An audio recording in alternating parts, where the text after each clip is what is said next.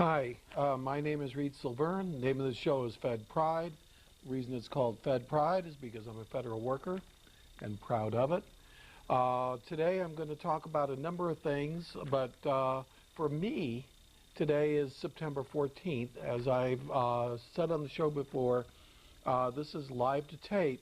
That means that if I fall off the chair, I fall off the chair on the show, but that I fall off the chair Friday, September 14th, you don't see it till Tuesday, September 18th, or Tuesday, September 25th, or 6 months from now, and you're watching an old show about old news. No matter what I say, no matter what I talk about, it's going to be old news. And when you watch this on Tuesday, you're probably going to say, why is he still concerned with that? We've gone way past it.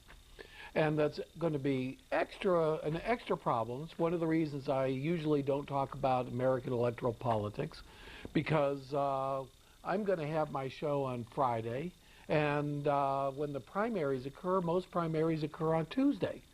So on Tuesday, you're going to see probably who won, and I'm going to be talking about the other guy looking like a winner.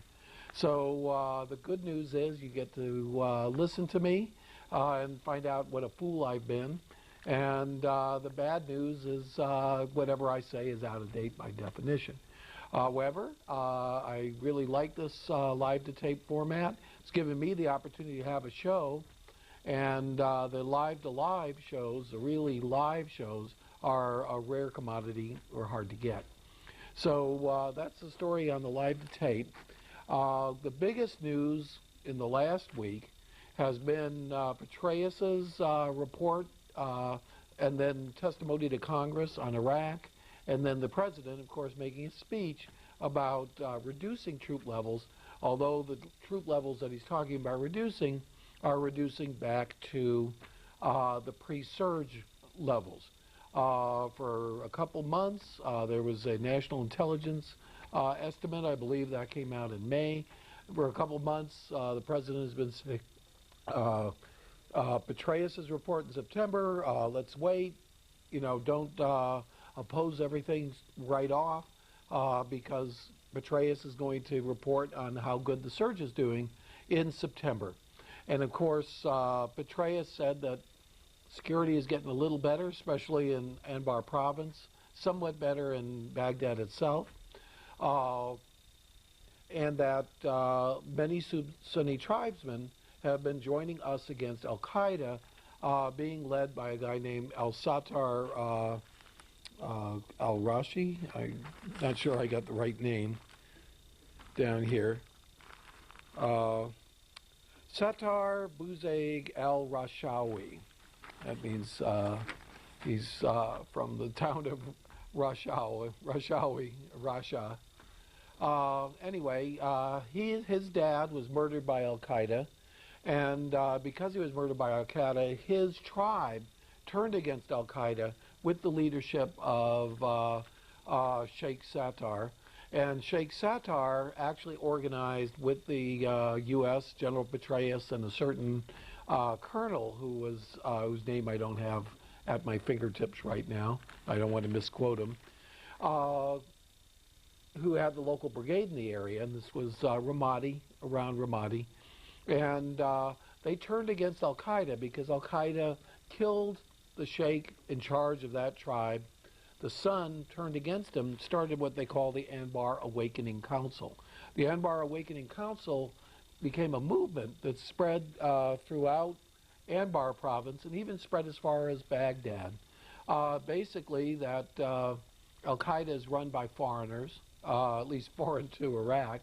That after Zarqawi was killed, they put a guy named Baghdadi, al-Baghdadi, in there. And al-Baghdadi ended up being a fake. There was proof came out about it. So basically, al-Qaeda in Mesopotamia, al-Qaeda in Iraq, turned out to be a bunch of foreigners coming in, taking over, and forcing Taliban-like regime, and also turning the Sunnis against the Shiites, destroying Shiite shrines, and ultimately causing the Shiites, who are 60% of the population, to turn on the Sunnis and to cause an incredible amount of trouble for the Sunnis. Whereas previously in places like Mosul and elsewhere, Al-Qaeda in Iraq would pick up Shiites and slice their throats, 30, 40, 50 a day, especially in Baghdad. Now the Shiites were turning around, picking up Sunnis at random, slicing their throats, throwing their bodies out. And of course that didn't make the Sunnis very happy, especially in Baghdad where it was at its worst. So there were suicide bombs both ways. Mostly Al-Qaeda in Iraq, of course, specializes in suicide bombs, suiciding the Shiites. And then they would also suicide bomb some other groups. After the surge started, they suicide bombed the small sect called the Yazidis, killed 500, between 300 and 500. 500, the locals say, in one event with 3 or 4 bombs in 2 villages. So, virtually worse than a massacre, almost a mini genocide. So, definitely a war crime. So a lot of the Shiite Sunnis are actually getting sick of Al-Qaeda in Iraq. They don't consider them patriotic fighters against foreign forces. The Al-Qaeda in Iraq were forcing the Sunni women and the women who belong to the tribes, the daughters, into forced marriages with the foreigners, and that was upsetting the Sunni tribesmen as well. So this guy, Sattar, set up this organization, started sending his own militia out to the various areas, basically kicking the heck out of Al-Qaeda, killing them, forcing them out. They had already been forced out of Tel Afar, they were forced out of Ramadi, they were forced out of Fallujah, forced out of their main area, and we're going to switch over to Iraq over here. And Iraq is over here at the head, and I'm going to see if I can focus in on it. See if it works. That focuses out. And I never can seem to get that. This focuses in. Excellent. So we're going to move to Iraq over here. And that is right here. And here's Iraq as a whole. Basically, there's 2 big rivers. They kind of come close together down here in what we call Mesopotamia. This is the Shiite area. There's conflicts between al-Sadr and Sistani. Sistani is the Dawa and the Islamic League that actually runs the government, and the government is run by Prime Minister al-Maliki. And then there's the Euphrates River that comes out over in this direction when it goes up, and the Tigris River comes up over in this direction. So this valley over here of the Euphrates River, Ramadi is just about there, or it's about here, and Fallujah is a little beyond it. That's basically where this Anbar Awakening Council has come back. And they've actually sent militiamen to the Sunni neighborhoods in Baghdad, and a lot of the local Sunnis in Baghdad they're a little more cosmopolitan, so they don't particularly like it when foreign fanatics are forcing their women into marriage against their will, and this is like 2nd or 3rd wives, so marriage is more like, I won't even go into it, but it's not pretty. And consequently, they've had a lot of trouble with the Al-Qaeda in Iraq, and they welcome these Anbar Awakening Council people. Now, what happened is that they just blew up the day after Patreus did his report, and just about the same time that Bush was about to give his speech to the nation. And his speech basically said the same thing. Look at us, we're removing 5,000 troops the next 2 months, which is really people that were going to get rotated out anyway, but that we're going to go back down to about 133,000 from 169,000 by July of 2008, and that is a reduction in Bush's mind, and the Democrats don't really consider it so. But right after that, the big success that was being promoted in these hearings was this Anbar Awakening Council, was this internal fight among the Sunnis against the al-Qaeda in Iraq, indicating that it might be less likely, and I've been saying that for a long time, that al-Qaeda would actually take over Iraq, and that the rest of the Iraqis would allow that, since the al-Qaedans really aren't local. They really aren't Iraqis at all, not even Sunni Iraqis. So they just blew up the Sheikh with a giant bomb, blew up his car with two of his guards. And this is a few days when Bush went to Iraq last week, and he shook Sheikh Sattar's hand. And however, this assassination appears to have been very, very precisely pre-planned, and probably planned before this event took place. So this has been a big setback for America. If there is any good news, his brother has agreed that if the Awakening Council selects him, he will lead the Sunni resistance to the jihadis in the future, so it's not over, and the Iraqi Awakening Council will continue. And he did a very intense speech about this being a murder and a crime, and that the Sunnis are going to resist these al-Qaeda fanatics. So that is good news in anybody's, well, it's bad news that we lost the head of the Anbar Awakening League. It's slightly offsetting news that the guy's brother, who is also probably going to be taking over that particular clan anyway, the al-Rashawi clan, has agreed to continue that particular fight. So that's basically what's going on over there. What's probably more important, and it shouldn't be, is what's going on over here in America. And we are going to try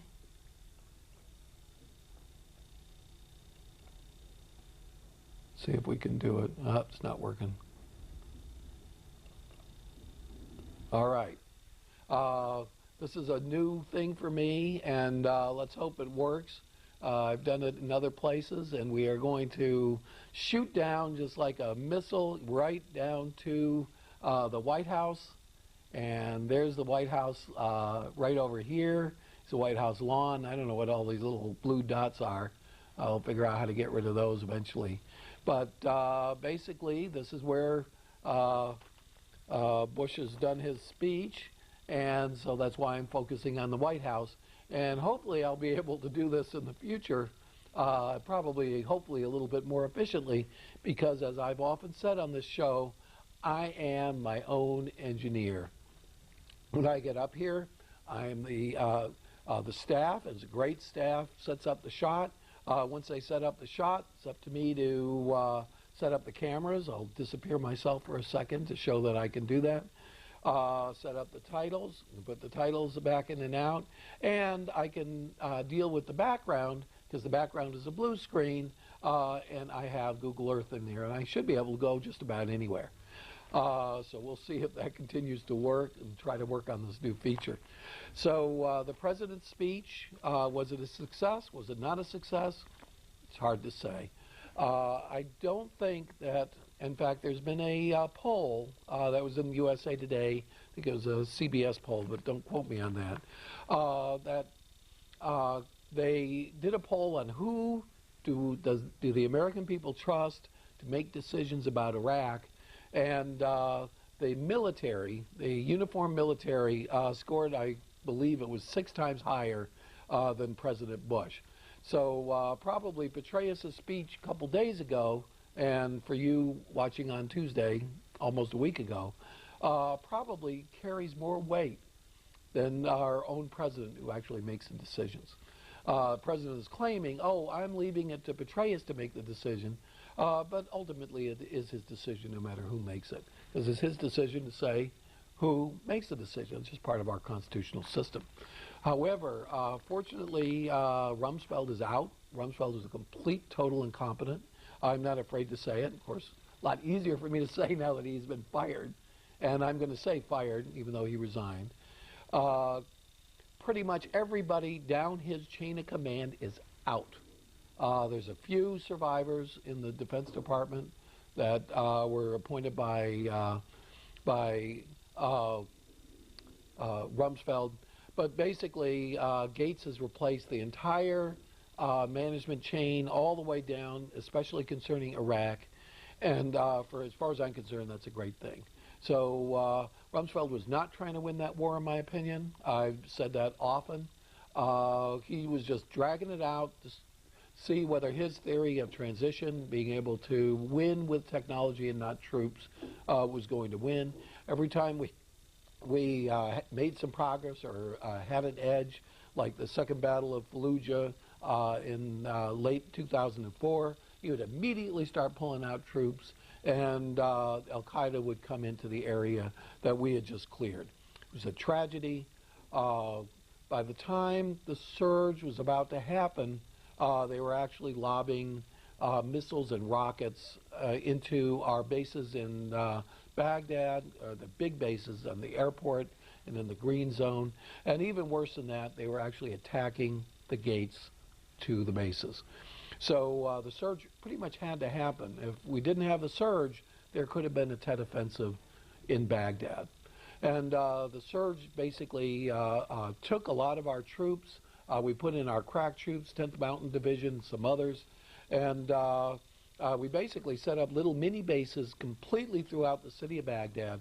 Then, once that was done, and there were a lot of casualties involved in that, once we had all of these checkpoints and bases throughout, it didn't completely stop the sectarian violence, but it did at least stop some of the suicide bombs. And basically, if you have an open road, a suicide bomber in a truck can go and blow up just about anything on that road.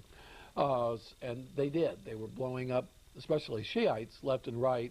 Shiites would come back, especially the Mehdi army, who had infiltrated the Iraqi National Police, and they would go off and pick up Sunnis at random, slice their throats, leave their bodies on the street. So it was getting pretty grim both ways. And then on top of that, both sides were lobbing rockets into the American bases. So the surge pretty much had to happen where it happened. And it's improved things where it's improved things. If that's not a ringing endorsement, I guess it's not. But we cannot just cut and run, pull all 169,000 troops out, and just leave Iraq to whatever it's going to be. It could cause well, definitely cause a Sunni-Shiite war, which had already started. And it could cause Iran, Turkey, Saudi Arabia, everybody else to come in the way they did in Lebanon in the 1980s, when Lebanon fell apart into a sectarian war over there. So it would be bad. And those people, and they are out there, a lot of the left section of the Democratic Party, let's just pull them all out, and it's their country, so let them fight it out. We don't care what happens anywhere outside of our borders. But we do. We import oil, and you know that I'm against that. You know that I want to have an independent oil policy, but right now we're importing 13 million barrels a day outside of NAFTA. Well, 10 million barrels a day, 11 million barrels a day outside of NAFTA, 13 to 14 million barrels a day, all told, of oil that we have to get from foreign countries. And some of it is from the Middle East. We can't just let the trading lanes of the world go unprotected, which is what would happen. It would basically create regional wars throughout the world. And then, you know, who would try to stabilize? It's hard to say. China, and is it even strong enough? Russia, everybody be going in there in a free-for-all. It's happened a couple times before in history. It's basically Germany disrupting the supply lines, putting out a large navy, potentially disrupting the supply lines of British and French empires. Sparked World War I, although, of course, the Archduke Ferdinand was killed by a Serbian. It was the initial spark. The French interfering in the 30 Years' War basically brought down the Spanish Empire and disrupted the trading lanes for 60 years and caused Europe-wide, very, very bloody Europe-wide wars, and even worldwide wars during that period between the European empires. So it's hard to say what would happen, but we have to make sure we have as stable a world as we could possibly have. Now I am going to talk about something else, if I can make this appear again, and I'm going to. All right, that didn't work. Okay, looks like I'm stuck with the White House for now. I'm going to continue to talk while I work this and take myself off the screen.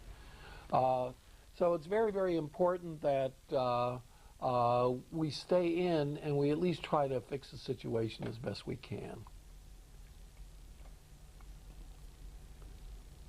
Okay, sorry for the dead air. There we go. Okay, that was the wrong one. All right, now we can get back to where we need to go. So there are other things happening throughout the world, and I will be talking about one other thing that I think is very important that I don't think a lot of the other people are making a big deal about, but I am, and that is, let's see if I can get this to go, the succession. Uh-oh, it's going back to the White House. All right, best laid plans of mice and men sometimes go awry. So we're back to the White House, and even though I'm turning away from the camera, hopefully I can get the Kremlin up here. It's going to work. Come on. Well, that's why I have a problem with technology. Okay. All right. So those are among the things that are a problem. And I'm going to talk about one more thing, even though I ended up with dead air for a second there. So I'm going to review this show and see how it comes out. There's been an event in Russia. And in Russia, one of the things that I've been saying for a while, and anybody who's been watching has been hearing this, that there is a problem with Putin and his successor. Putin is, the Russian Constitution says he's only allowed to run twice, and he is only allowed to run twice, and then he can't succeed himself. So there's Russia over here, kind of upside down, and there's Moscow. Basically, there were two people who were vying for the successorship, and they depended on Putin. They were the two deputy prime ministers of Russia, and they were Medvedev and Ivanov. And I said that I thought that Putin, being the kind of power-hungry guy he is, would want to pick a third person, somebody completely out of the blue, and take over Russia, and that he would rule as the head of his United Russia Party, kind of like they did in the old Soviet Union, where the chairman of the Communist Party ruled the country and not the actual government. Of course, those governments weren't really elected anyway. So all of a sudden, Putin, just yesterday, fired the Prime Minister of Russia and replaced him with a guy that nobody's ever heard of named Zubkov. And I think it's very, very significant. Zubkov kind of implied that he is next in line to be the next candidate for the United Russia Party. And of course, he controls all the media, and therefore pretty much controls the election, even if it becomes fair, because nobody else can be allowed to communicate with the public. My name is Reed Silverne. The name of this show is Fed Pride. The reason it's called Fed Pride is because I'm a federal worker, proud of it, and sorry for the technical glitches.